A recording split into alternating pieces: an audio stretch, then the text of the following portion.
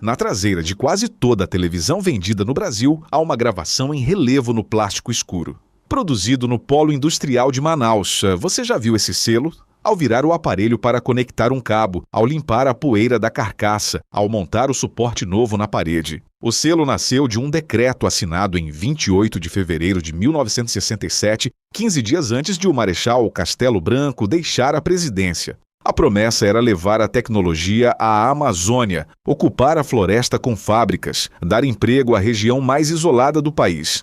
A acusação que circula desde então. A mesma canetada que criou o polo industrial congelou o preço da tecnologia para o resto do Brasil. Um mercado fechado por décadas, eletrônicos entre os mais caros do mundo e hoje mais de 30 bilhões de reais por ano em impostos que o governo deixa de arrecadar.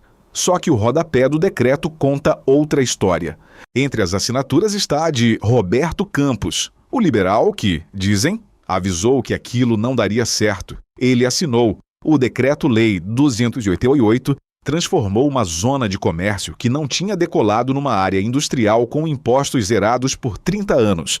No primeiro artigo, a distância dos centros consumidores já aparecia como problema. No artigo 3º, componentes poderiam entrar com isenção. No artigo 9º, o produto fabricado ali sairia sem IPI para ser vendido em todo o país.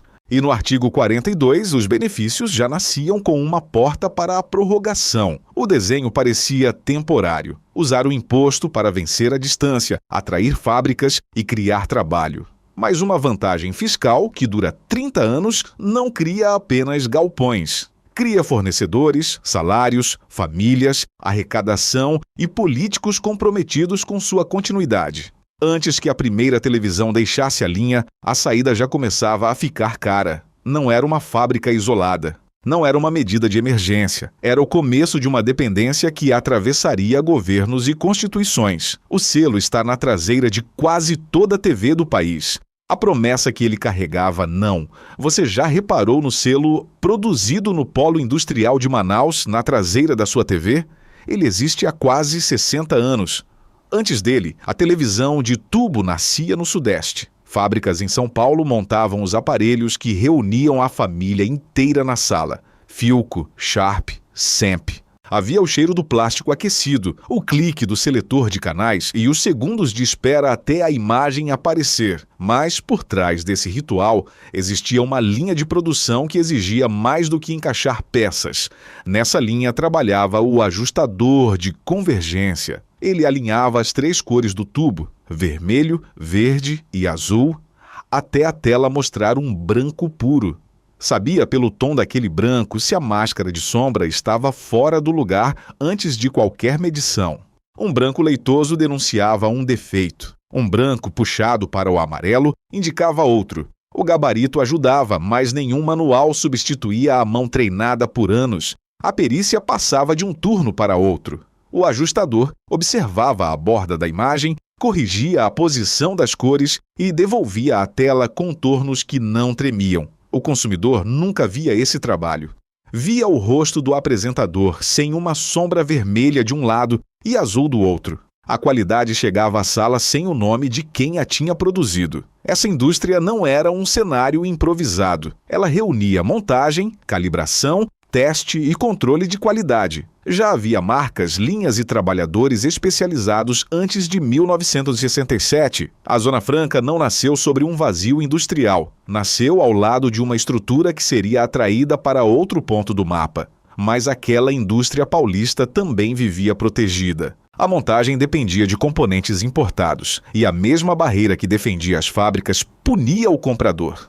O Brasil já pagava caro por eletrônicos antes de Castelo Branco assinar o decreto.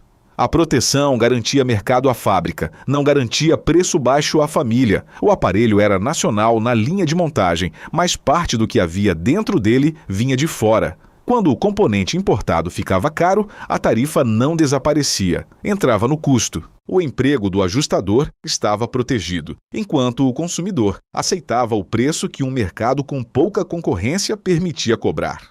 O auge da indústria paulista era real. A conta que o modelo exigiria, ninguém tinha feito. Quem assinou não estava pensando no preço da sua televisão, estava olhando para o mapa. Para o regime instalado em 1964, a Amazônia era primeiro uma questão de território. Uma extensão imensa, pouco povoada, distante dos centros econômicos e ligada por rios onde o restante do país tinha estradas. A expressão repetida naquele período era integrar para não entregar. O medo era deixar a floresta isolada. A resposta escolhida foi ocupá-la com atividade econômica permanente. Manaus chegara aos anos 60 carregando uma decadência antiga. O ciclo da borracha tinha terminado havia décadas. A cidade permanecia à margem do eixo industrial do Sudeste e dependia de um comércio que não formava uma base fabril robusta. A bancada amazonense queria um projeto capaz de sobreviver à troca de governo, criar empregos e prender empresas à região. Havia alternativas lentas e caras. Estradas exigiam anos. Portos, energia e ligações terrestres pediam obras que não ficariam prontas antes do fim do mandato. Castelo Branco escolheu uma alavanca imediata: reduzir impostos para compensar aquilo que a infraestrutura ainda não entregava. A Operação Amazônia de 1966 e a reorganização da política regional já tinham preparado o terreno. O decreto de fevereiro de 1967 fechou o desenho. Uma área comercial passaria a abrigar fábricas. Componentes entrariam com vantagens, produtos sairiam com vantagens. Uma nova administração cuidaria do polo. O objetivo era geopolítico antes de ser comercial. As fábricas deveriam fixar renda, população e poder federal no interior da Amazônia. A televisão barata não comandava a decisão. O computador doméstico nem fazia parte da vida brasileira. A pergunta era como ocupar o território depressa, e o imposto parecia oferecer a resposta. Essa origem ajuda a entender por que a distância foi tratada como obstáculo a compensar, não como razão para escolher outro lugar. Quase 4.000 quilômetros separavam Manaus de São Paulo. Os rios funcionavam como estrada. O principal mercado consumidor estava no outro extremo do país. Ainda assim, a localização não seria corrigida, seria paga. Não havia dolo escondido nessa escolha. Havia uma prioridade declarada: território primeiro, eficiência depois. Mas o que parecia uma solução fiscal de 30 anos atravessaria mais de um século até 2073. O contexto explica a decisão, mas não apaga a responsabilidade de quem colocou a assinatura no papel. O que ainda falta saber é se alguém, antes de fevereiro de 1967, avisou: a caixa está vazia. Não há parecer, memorando ou carta de Roberto Campos contra o polo industrial antes da assinatura. No lugar do alerta, há o nome dele no rodapé do decreto, ao lado de Octávio Bulhões, ministro da Fazenda. Os dois economistas liberais daquela equipe assinaram o documento. A contradição é visível porque Campos passaria a vida associado à defesa da concorrência e à crítica do mercado protegido. Bulhões também representava a área econômica. Mesmo assim, nenhuma ressalva acompanha os nomes. A folha termina com 4 assinaturas: Castelo Branco, João Gonçalves de Souza, Octávio Bulhões e Roberto de Oliveira Campos. O aviso que sobreviveu está dentro do próprio texto. O primeiro artigo dizia que a Zona Franca precisava de condições especiais por causa dos fatores locais e da grande distância até os centros consumidores. O problema não apareceu décadas depois. Estava escrito na página que criou a solução. A distância significava 2 viagens. Primeiro, componentes vindos de fora precisariam alcançar Manaus. Depois, o aparelho montado teria de voltar em direção ao Sudeste, onde se concentrava boa parte dos compradores. A isenção teria de pagar esse caminho. Quanto maior a dependência da vantagem fiscal, mais perigoso seria retirá-la. Também havia uma experiência anterior. Em 1957, no governo Juscelino Kubitschek, uma lei já havia criado uma zona franca comercial em Manaus. Ela não decolou.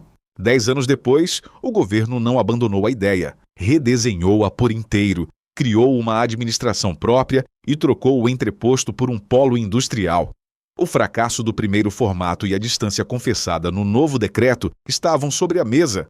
Assinar não significava conhecer todos os efeitos futuros. Significava aceitar que o isolamento seria vencido com dinheiro público sem uma data politicamente segura para encerrar a compensação. O aviso não veio de um profeta. Veio do mapa, da tentativa de 1957 e do primeiro artigo do papel oficial. Os liberais da equipe assinaram o decreto. O aviso que essa história conta que houve não está em lugar nenhum. Para entender como a assinatura chega ao preço da loja, acompanhe um container. Telas, placas e chips saem da Ásia. Em vez de desembarcarem perto do maior mercado consumidor, seguem até Manaus. Ali, entram com vantagens sobre o imposto de importação e o IPI. A fábrica recebe as peças, monta o aparelho e cumpre as etapas exigidas para ganhar o benefício. Essas etapas podem incluir encaixe, parafuso, solda, teste e embalagem. O produto ganha forma dentro do polo, mas as partes de maior complexidade lhe continuam chegando prontas.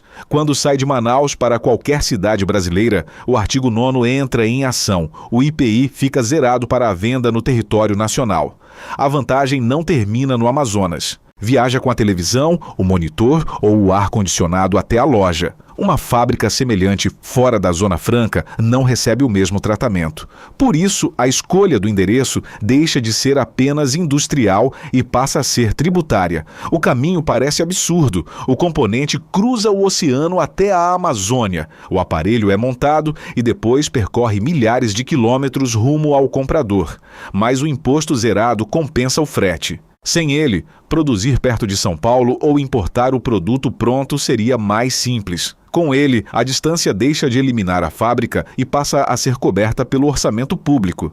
A outra metade da proteção estava fora do decreto. O Brasil já mantinha uma barreira pesada contra produtos importados. Ela não nasceu na Zona Franca, o polo foi instalado dentro dela. Enquanto o eletrônico pronto vindo da Ásia pagava para entrar, o aparelho montado em Manaus saía favorecido. A barreira fechava a porta. A isenção abria uma passagem reservada. Não era frete barato. Não era a proximidade do consumidor. Era a diferença de imposto pagando uma geografia que a economia sozinha rejeitaria.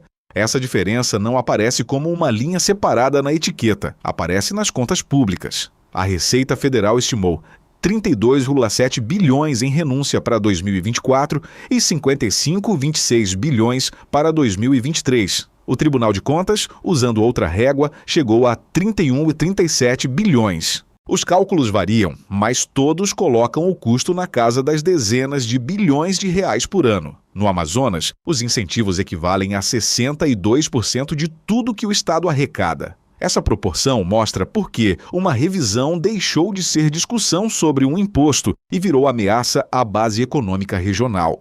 Reduzir o benefício atinge empresas, receitas locais e salários ao mesmo tempo. Em 2025, o polo reunia 553 empresas, empregava em média 131 mil trabalhadores diretos e faturava 227,67 bilhões deles.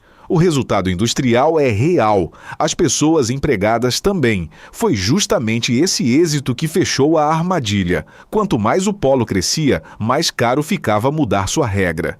Em 1988, a Constituição manteve a Zona Franca por mais 30 anos.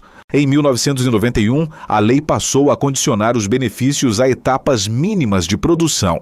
Em 2014, outra emenda prorrogou os incentivos por 50 anos, até 2073. O regime que nasceu temporário ganhou mais de um século de duração. Cada prorrogação tinha o mesmo peso diante dela: fábricas funcionando, arrecadação dependente e milhares de contra-cheques. Um governo podia discutir eficiência em Brasília, mas a mudança chegaria a Manaus como linha parada. A renúncia comprava produção, a produção comprava permanência política. O modelo também reduz o imposto do aparelho que sai do polo. Por isso, não basta pegar o preço de uma televisão e atribuir uma fatia à Zona Franca. Câmbio, ICMS, PIS, COFINS, margem de varejo, logística nacional e a velha proteção comercial também entram na etiqueta. O decreto não explica sozinho o preço alto. Ele explica porque uma parte importante do arranjo ficou tão difícil de desfazer. A abertura comercial de 1990 expôs esse limite. As tarifas caíram, mas o polo não desapareceu. A isenção permaneceu e sustentou a produção. A sobrevivência depois da abertura mostrou que a âncora mais resistente não era a antiga barreira, era a vantagem fiscal, agora cercada por empregos e garantias constitucionais. O que começou como compensação para vencer a distância virou condição para manter toda uma economia regional. O componente continuou chegando de navio, o aparelho continuou saindo com vantagem e a data final continuou avançando. A isenção parecia um presente para a floresta. O custo dela seria cobrado de todo o país. A queda não foi do polo, foi da promessa. Nos anos 70 e 80, montadoras de televisão começaram a fechar linhas no Sudeste e abrir galpões em Manaus. O ajustador de convergência viu o gabarito perder lugar. A automação alinhava as 3 cores em segundos e o julgamento pelo tom do branco deixava de ser ensinado. O macacão foi ficando mais limpo, não porque o trabalho melhorou, mas porque havia menos trabalho para aquela mão fazer. A mesma função que antes corrigia a imagem a olho desapareceu sem cerimônia. O conhecimento não viajou inteiro para o norte. Parte dele foi substituída por linhas de montagem organizadas em torno de componentes que já chegavam prontos. O trabalhador de Manaus desenvolveu outras rotinas de produção, mas não passou a fabricar o chip, a tela ou o semicondutor que definia o aparelho. Telas, placas e circuitos atravessavam o oceano. Dentro do polo vinham o encaixe, a solda, o teste e a embalagem exigidos pelas regras. A tecnologia nacional crescia em faturamento sem dominar os componentes centrais. O Brasil preservava fábricas, mas continuava dependente do navio. Essa dependência ficou mais visível na informática. Entre 1984 e o começo dos anos 90, importar um computador era ilegal. Enquanto computadores pessoais se espalhavam em outros países, o comprador brasileiro encontrava modelos mais caros e um mercado fechado. A proteção prometia formar capacidade interna, mas também atrasava o acesso ao produto que avançava lá fora. O preço oficial era tão alto que uma rota paralela ganhou escala: Ciudad del Este. Sacolas, ônibus e carros atravessavam a fronteira com eletrônicos que o comércio brasileiro não oferecia pelo mesmo valor. O contrabando não criou o preço alto. Ele revelou quantas pessoas estavam dispostas a correr risco para escapar dele. Em 1990, a abertura de Collor reduziu as tarifas. A velha barreira perdeu altura, mas a Zona Franca não caiu junto. O benefício fiscal ficou. O polo atravessou crises, recuperou produção e chegou a 2025 com faturamento recorde. A prova que deveria destruir o modelo mostrou outra coisa. Ele já não dependia apenas da fronteira fechada. O resultado tem 2 faces que não cabem numa resposta fácil. Manaus ganhou uma base industrial com 131 mil empregos diretos, renda e uma atividade diferente da pecuária e da derrubada da floresta. O Brasil, porém, não transformou essa base em domínio dos componentes mais valiosos. Os chips continuam chegando de navio. Na sua casa, o legado está no preço e no prazo. Aproximadamente 40% do valor de certos eletrônicos corresponde a tributos antes da margem da loja. Parte do orçamento público também sustenta a renúncia anual do polo.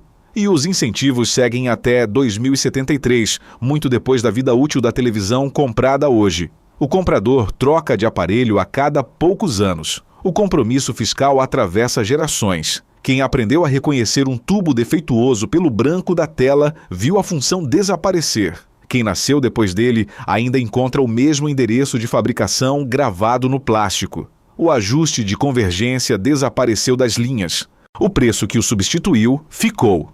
A Zona Franca não criou a muralha. Ela já existia e o Brasil inteiro pagava por ela antes de 1967. Mas foi a decisão de fevereiro de 1967 que a transformou em direito adquirido. 30 bilhões por ano, 130 mil empregos e um preço que não cai. O preço alto não nasceu com Castelo Branco. Ele foi congelado ali. Por isso, a assinatura de 1967 pesou de forma relevante no preço que atravessou as décadas. Não foi a origem única do problema e não tornou cada aparelho individualmente mais caro por si só. Ela prendeu a política industrial a um endereço distante e fez da vantagem fiscal a condição de sobrevivência de uma economia regional inteira. Castelo Branco assinou o modelo. Campos e Bulhões assinaram com ele. Em 1988, em 1991 e em 2014, novas decisões prolongaram o compromisso. O Tribunal de Contas registrou em 2022 que os benefícios não cumpriram plenamente o objetivo de reduzir as desigualdades regionais. Ainda assim, retirar a vantagem de uma vez colocaria 131 mil empregos diretos diante da conta. É essa contradição que mantém o polo em pé. O país paga dezenas de bilhões por ano, mas Manaus depende da produção.